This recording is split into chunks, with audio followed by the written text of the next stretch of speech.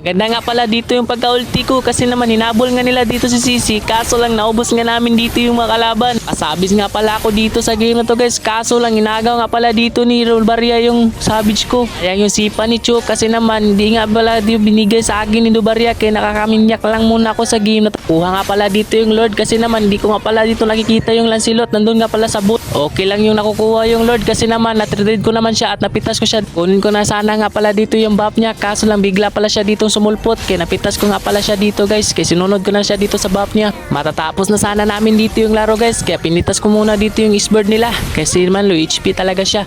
Matatapos na sana namin dito guys, kaso lang naubusan nga pala kami dito ng minions. Bus ko muna dito yung minions nila, kaya kumulit dito yung Lancelot niya, kaya binigyan ko na siya dito ng discount. Matatapos nga na sana namin dito yung laro guys, kaso lang napitas nga pala dito yung minions sila. Hinuli nga pala ako dito ni Tigreal kaya hindi na nga ako dito makakatakas, kaya napitas pa ako dito ni Kadita.